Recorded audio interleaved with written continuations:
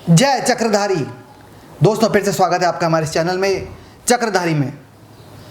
बात करते हुए बड़ा गौरव होता है, बड़ा गर्व होता है कि हमने वास्तव में ही जिस संस्कृति में जन्म लिया है वो कितनी गौरवमयी है, वो कितनी आनंदमयी है, वो कितनी अच्छी है कि उसमें केवल एक संप्रदाय के लोगों का नहीं अपितु पूरे विश्व का, पूरी दुनिया के हर प्राणी का कल्याण सोचा है। इस प्रकार की सभ्यता, इस प्रकार की सोच अन्यत्र कहीं देखने को नहीं मिलती। आज उसी का एक हिस्सा जिसकी शुरुआत मानी जाती है, यानी कि एक ऐसी क्रिया, एक ऐसी सतत क्रिया जब सृष्टि उत्पन्न हुई तब से लेकर आज तक वो चल रही है और जब तक ये सृष्टि रहेगी तब तक वो चलेगी। वो क्या है? वो है ओमकार, यानी कि ओम जो ईश्वर का नाम है, उस परमेश्वर का नाम है जिससे इस पूरी सृष्टि की उत्पत्ति हुई है। आज की चर्चा हम उसी पर करेंगे। सामान्यतः देखा जाता है कि ओंकार प्रत्येक शब्द के आरंभ में, मध्य में या अंत में कहीं ना कहीं झलक कर आता ही है, चाहे वो शब्द या अक्षर किसी भी भाषा का क्यों ना हो। इस धरती पर जितनी भी बोले जाने वाली भाषाएं हैं उन सभी के भीतर, प्रत्येक शब्द के भीतर ओमकार का कोई ना कोई हिस्सा समाहित है ही। क्यों? आखिर ऐसा क्यों है? क्योंकि जिस ईश्वर ने यह रचना करी है संसार की, उसी ईश्वर ने कुछ ऐसी व्यवस्था करी है कि आपके मुख से उस ऊर्जा का नाम किसी न किसी रूप में निकलता रहे। क्योंकि स्वयं वो जो ऊर्जा है वो स्वयं भी इस नाम के जो वाइब्रेशंस है उसमें हमेशा चलती रहती है। इसका उदाहरण आपको मैं देता हूँ। जिस प्रकार से नासा जो लगातार फिजिक्स की खोज करती है, ब्रह्मांड की खोज करती है, किस प्रकार से ग्रह बने इत्यादि जो भी जानकारी वो लोग जुटाते हैं, यह उन्हीं के द्वारा घोषणा की गई है कि ओंकार सदा सूरज में से सदैव यह ध्वनि निकलती ही रहती है। अर्थात यह सतत ध्वनि सूरज में से निकल रही है। और वो लोग अचंभा करते हैं कि कैसे एक विशेष संप्रदाय ने यह खोज करी होगी कि वो आज भी ओम का जाप करते हैं। ये जो हमारी वैदिक सभ्यता है, पूरे संसार में सभी को ज्ञात है कि ओंकार इसी सभ्यता से निकला है। तो आज उस ओम पर ही हम लोग आपसे चर्चा करना चाहते हैं। आखिर क्या चीज़ है ओम? ओम उस परम ईश्वर का नाम है, जैसा कि आपको मैंने बताया। ओम कुछ लोग इसको अक्षर भी मानते हैं, ओम कुछ लोग इसको शब्द भी मानते हैं, क्योंकि यह 3 मात्राओं से मिलकर बनता है, 3 अक्षरों से मिलकर बनता है। अ, उ और मा, ये 3 अक्षर इसके अंदर समाहित है। तो कुछ लोग इसको शब्द भी मानते हैं, कुछ लोग इसको अक्षर भी मानते हैं, कहीं कहीं पर इसको लोग नाद भी मानते हैं कि एक प्रकार का नाद है। नाद कैसे? जैसे यदि आप कोई ढोल बजाएंगे ढम, तो उसमें भी आप अनुभव करेंगे कि पूरा ओंकार समाहित है। तो इस प्रकार से ओम की यह रचना है। अब ओम, जैसा कि आप जानते ही हैं कि प्रत्येक मंत्र के शुरुआत में, लगभग प्रत्येक मंत्र के आरंभ में ओम लगाया जाता है। क्यों? क्योंकि यह सूचक है उस परमेश्वर का, उसी की शक्ति के माध्यम से मंत्र जागृत होता है। जिस प्रकार से एक दीपक को जलाने के लिए हम लोग लौ जलाते हैं, एक बत्ती को जलाने के लिए एक दिया सलाई यानी कि माचिस की तिल्ली जला करके उसको जागृत करते हैं, ठीक वैसे ही उस प्रकार की ऊर्जा देने के लिए हम लोग ओम का उच्चारण प्रत्येक मंत्र के आगे करते हैं। इस प्रकार की विद्या यह है, जिसे जानकर जब हम विचार करते हैं कि ये आखिर क्या चीज़ हुई है या कैसा है या कैसे काम करता है, तो भीतर ही भीतर हर्ष होता है, भीतर ही भीतर आनंद होता है, भीतर ही भीतर गौरव होता है, भीतर ही भीतर वो मजा आता है कि वास्तव में ही ये जो साइंटिफिक अप्रोच है हमारी सभ्यता की, ये कमाल की है, जिसकी कल्पना अन्यत्र कहीं पर भी देखने को नहीं मिलती।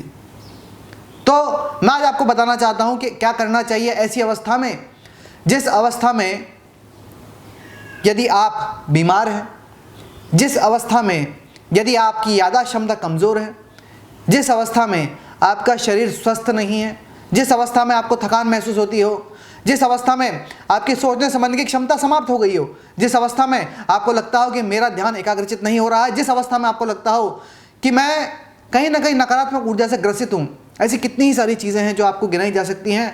इन सभी समस्याओं का निदान, इन सभी समस्याओं का समाधान ओमकार से हो सकता है। यह बहुत ही शक्तिशाली है, यह बहुत ही जो फलित ज्योतिष की विद्या है, वो लोग कहते हैं कि ओंकार के जाप करने से नवग्रह का जो भी नेगेटिव पॉइंट है, जो भी नेगेटिव ऊर्जा आपको प्राप्त होती है, वो तक रुक जाती है। तो इतना शक्तिशाली यह नाम है। इसका नाम लेने से ही, इसका जाप करने से आप अनुभव करेंगे कि आपको अद्भुत परिणाम मिल रहे हैं। इतने अद्भुत परिणाम कि जिन लोगों को हार्ट अटैक इत्यादि की समस्या रहती है उससे भी बचा जा सके। किंतु यह क्रिया सतत और लंबी चलनी चाहिए। यदि कोई व्यक्ति 3-4 दिन ओम का जाप करे और उसको कुछ हृदय संबंधी समस्या आ जाए और वो कहे कि मैं ओमकार का जाप कर रहा हूँ, तो वो नहीं होता है। आपको उसको निरंतर करना होता है, निरंतर करना होता है।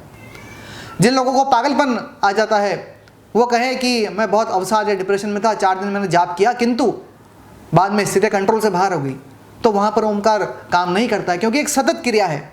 इसको लगातार करने की आवश्यकता है, इसका जाप लगातार करने की आवश्यकता है। तो आप अपने दैनिक जीवन में से 5 मिनट, 10 मिनट, 15 मिनट, 20 मिनट, जितनी आपकी ताकत हो उतनी आप ओमकार का जाप करें। और बेहतर होगा यदि आप कम से कम 11 जाप नित्य करें। इससे आपकी बोली भी मधुर होती है, वाणी भी मधुर होती है, आपके फेफड़े भी मजबूत होते हैं, आपकी पाचन क्रिया भी सुदृढ़ होती है। और ये इकलौता ऐसा मंत्र है या यह इकलौता ऐसा नाम है जो ब्रेन, हमारा जो ये मस्तिष्क है, इस मस्तिष्क के भीतर बहुत सारी तंत्रिकाएं हैं। आप उसकी एक्सरसाइज नहीं कर सकते। यदि जैसे मेरे को ये बाइसेप्स बनाने हैं तो मैं बहुत सारे वजन उठा सकता हूँ, डिप्स कर सकता हूँ, डंबल कर सकता हूँ, कई प्रकार के साधन हैं। किंतु यदि आपको मस्तिष्क का भीतरी व्यायाम करना है तो उसके लिए एक ही साधन है और वह है ओमकार का जाप। अब अधिकांश देखा गया है कि जो लोग ओमकार का जाप करते हैं वो जाप गलत क्रिया में करते हैं, इस कारण से उनको उसका लाभ नहीं मिलता है। तो आखिर वह सत्य तरीका क्या है जिससे आपको अधिक से अधिक लाभ मिले, आपका शरीर स्वस्थ रहे और आपको वो सभी परिणाम देखने को मिले जो इसमें वीडियो में बताए जा रहे हैं? उसके लिए आपकी क्रिया सही होनी चाहिए। अब बिंदु नंबर 1, यह 2 प्रकार से बोला जाता है, जिसका बिंदु नंबर 1 मैं आपको बता रहा हूँ। आप चाहें तो इसको ठीक इसी स्वरूप में अ उ म, इसी स्वरूप में आप इसको बोल सकते हैं, वो अभी हम आपको करके दिखाएंगे। या फिर आप अ और उ दोनों को कंबाइन करके और म, इस प्रकार भी आप इसको कर सकते हैं, यह भी आपको मैं करके दिखाऊंगा। सबसे पहले आप पद्मासन या सिद्धासन में एक सामान्य क्रिया में बैठ जाएं, जिसके अंदर विशेष रूप से ध्यान ये रखना है कि आपकी जो रीढ़ की हड्डी है यह बिल्कुल सीधी होनी चाहिए। रीढ़ की हड्डी सीधी होनी चाहिए, आरामदायक अवस्था होनी चाहिए, किसी प्रकार का तनाव ना हो। तनाव से तात्पर्य कोई शरीर में खिंचाव, ऐसा नहीं कि आपको बहुत तान लेना है सीना, ऐसा नहीं करना है। आपको सिर्फ रीढ़ की हड्डी सीधी रखनी है, एक सामान्य अवस्था जो कि आरामदायक अवस्था हो, इस प्रकार की अवस्था आपको रखनी है। आप ध्यान मुद्रा कर सकते हैं, ये सामान्य मुद्रा है, या फिर आप ये इस प्रकार की मुद्रा कर सकते हैं, ये सामान्य मुद्रा है। इन दोनों ही मुद्राओं को कर करके आप जैसे आपकी सुविधा हो वैसे आप कर लेवे। पश्चात आप ओमकार का आरंभ करें। अब यह मूल बिंदु है कि आरंभ होगा कैसे, अंत होगा कैसे। एक चीज़ और जान लीजिए शुरू करने से पहले कि ओमकार इस प्रकार से बोला जाता है। जैसे आप ओम बोलेंगे तो आप ऑब्जर्व करेंगे कि आपका मुंह एक गोले के समान खुलता है और वो बंद होता जाता है, तो धीरे धीरे अ उ म शब्द आते जाएंगे। आप देखिए, मैं आपको ऐसा क्यों बता रहा हूँ, क्योंकि यह भी एक सर्कल है और सर्कल का कभी एंड नहीं होता, कभी अंत नहीं होता। इसी प्रकार से ये जो ईश्वर का नाम है, ये जो ईश्वर की शक्ति है, यह कभी रुकती नहीं है, यानी कि ओम सतत चलता आ रहा है, सतत चलता रहेगा।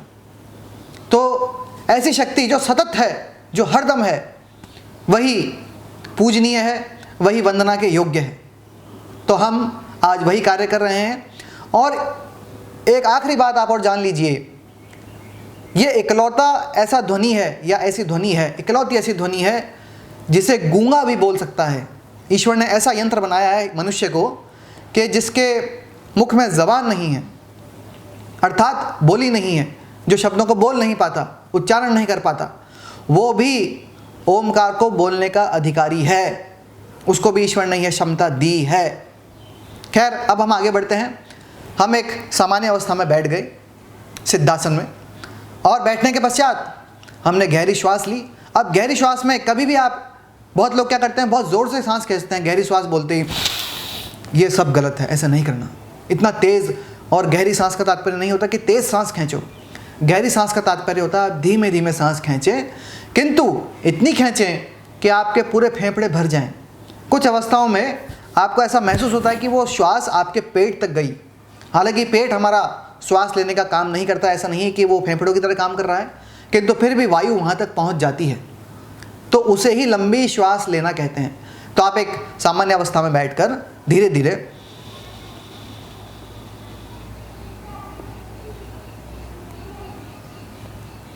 तो आप अनुभव करेंगे कि काफ़ी मात्रा में श्वास भर गई है। आपको अंदर से भीतर से अनुभव होगा कि आप पूरा यह ऊपर का जो धड़ है ये श्वास से भर गया है, वायु से भर गया है। तो ये पूरा जब वायु से भर जाए उसके पश्चात आपको ओमकार का नाद करना है। अब ओमकार का नाद करते समय आप ये ध्यान रखिएगा कि आप जैसे बेस वॉल्यूम होता है, जो लोग संगीत से तात्पर्य रखते होंगे वो समझते होंगे बेस क्या होता है। बेस से तात्पर्य है कि भारीपन आवाज़ में हो, भारीपन हो, उस भारीपन को मेंटेन करने का प्रयास करें। जैसे मैं आपको बताता हूँ, सबसे पहले हम लेंगे तीनों अक्षरों वाला ओम, अ ओम।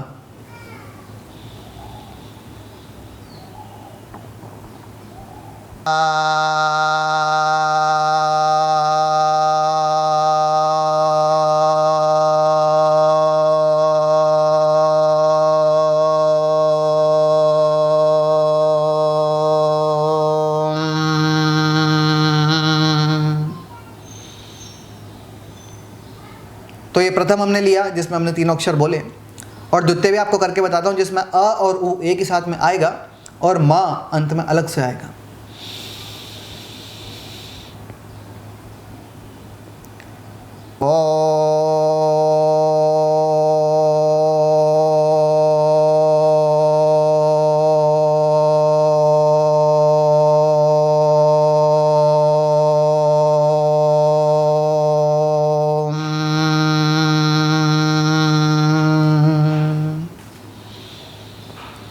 तो ये दो तरीके हैं जिन तरीके से ओमकार का जाप किया जा सकता है। अब इसमें सिर्फ आपको विशेष यही देखना है कि आपका जाप जितना लंबा हो सके बिना आवाज़ को टूटे। जहाँ कई बार देखा जाता है ओम बोलते बोलते बीच में आवाज़ टूट जाती है, आवाज़ डगमगाने लगती है, तो वो सब नहीं होना चाहिए। यही अभ्यास का काम है। आप केवल इतना सा करेंगे, इस क्रिया को करने मात्र से ही आपको बहुत ऊर्जा अपने शरीर में अनुभव होने लगेगी। जिन लोगों को नींद नहीं आती है, यदि वो रात्रि में कर सोते हैं तो वाकई में उन्हें बहुत अच्छी नींद आने लग जाएगी। तो ये इतनी पावर और इतनी शक्ति और यह क्षमता इस ओमकार की है। और वाकई में ही आप देखेंगे कि आपका प्रेजेंटेशन, आपका बोलने का तरीका, आपका समझाने का तरीका, स्वयं समझने का तरीका कभी भी अवसाद में ना आना, हर विचार को जल्दी से पकड़ लेना, समझ लेना, ये सभी क्रियाएं आपके अंदर स्वतः ही जागृत हो जाएंगी। ये सभी ऊर्जाएं स्वतः ही जागृत हो जाएगी। जो कोई माँ गर्भिणी हो, यदि वो भी इसका जाप करती है तो उसकी जो संतान है वह बुद्धिशाली होती है।